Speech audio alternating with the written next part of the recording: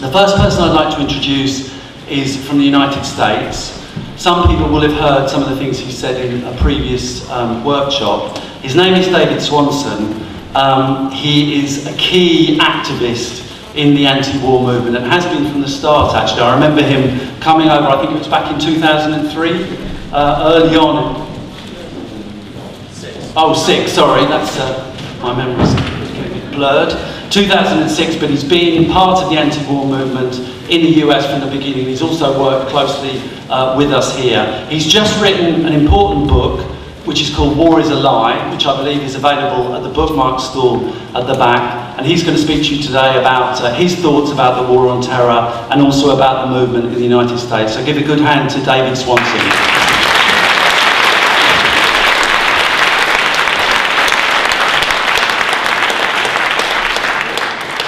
Thank you. Yes, I will focus on the movement, and I was very glad to come here 5 years ago. I hope when I come back in another 5 years it will be under better circumstances.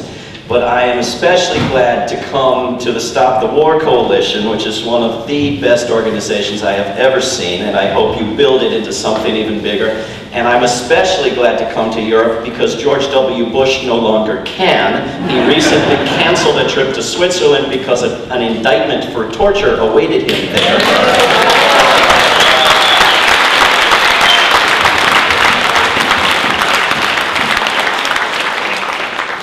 5 years ago was a high point for participation in the peace movement in the United States. This was because the Iraq War was young and violent, but also because the pitiful, poorly funded organizations driven by opposition to war were joined by the major, well-funded organizations and individuals and funders who opposed the Republican Party in any way available, including through opposition to wars that are identified as Republican wars. The Democratic Party was in the minority in Congress and not in the White House. It didn't promise peace and justice, but its supporters poured money and time and energy into bashing the Republicans for their wars and injustices. We recently learned from WikiLeaks, where else, that the United States government was quite upset with Gordon Brown for pulling troops out of Iraq and accused him of something far worse, of having done it in order to please the British public and win an election. That is disgraceful behavior in the view of US media outlets that trumpet wars for spreading democracy. We also learned recently from former President Bush's book that in 2006, the Republican leader of the US Senate, who was publicly vilifying war opponents, secretly urged Bush to get troops out of Iraq before that war cost the Republicans badly in the '06 elections. Bush did not take that advice. The Democrats won big, and they then won big again in 2008, and by January '09 they controlled both houses of Congress and the White House, and the peace movement was largely shut down after muttering a big collective, "Our work here is done."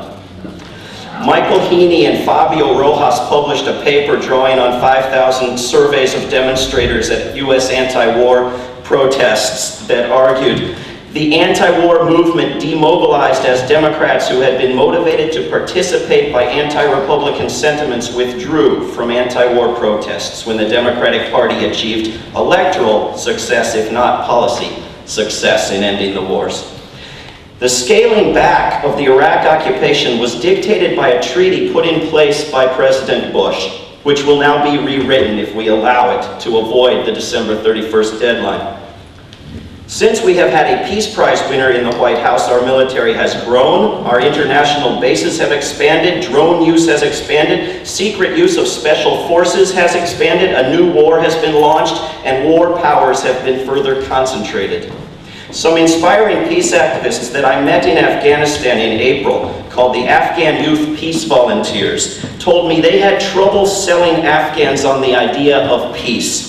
Number one, because they had never seen it or known it or were able to imagine it. Number two, because its leading spokesperson, the prize winner, was bombing them.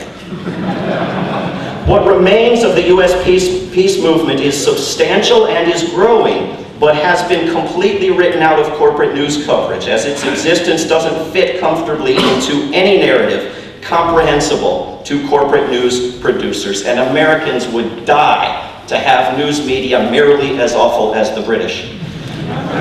Many of us have come to the conclusion that the anti-war movement in the United States needs to act much more boldly in order to succeed. When other nations' governments go off track, their people do something about it.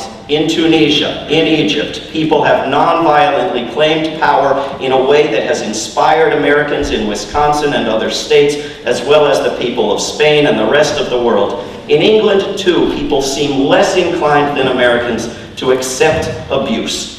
Movements like UK Uncut inspire lesser versions like US Uncut. In the United States, our federal government in Washington, D.C. is the weak point in our democracy, without which state-level reforms cannot succeed. And as here, 2/3 of Americans want the wars ended, want our corporations and billionaires taxed, want our rights expanded rather than curtailed. We want our money invested in jobs and green energy, not a global military that can't stop itself.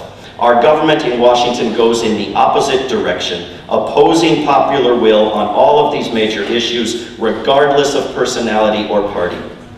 On October 6th, a Thursday, the Afghanistan war will complete its first decade as the United States goes into its 2012 austerity budget. Tahrir Square in Cairo, Egypt, translates as Liberation Square. We have in Washington, D.C. a square with the similar name, Freedom Plaza. This square is located between the Capitol and the White House along Pennsylvania Avenue. And built into its surface is the map of downtown Washington on which nonviolent resistant actions can be planned. This past week, a coalition of organizations and prominent individuals announced at october2011.org a plan to begin a people's occupation of Washington, D.C. on October 6th and to build it into something larger on the 7th, the 8th, and the 9th, and not to leave until we are satisfied. Now, our situation in the United States may be different from here. People have to travel very, very far to get to Washington, D.C. We have no media outlets that would cover a rally if we held one, and our government, I would dare say, is far more corrupt than your own. So this will not be another rally and march on a Saturday where we make home movies and pat ourselves on the back and go home. We are going to Washington to stay, to shut down the offices, to shut down the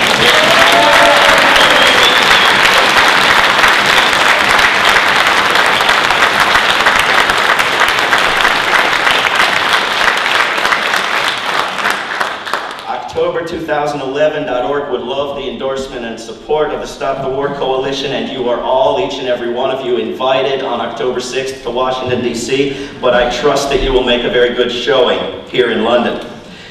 Where the peace movement is growing in the United States is around a campaign to bring the war dollars home, to move the money. We put about half our public dollars raised by income tax and borrowing into wars and the military. This fact means that we can build alliances with groups that have better ideas for where to spend that money.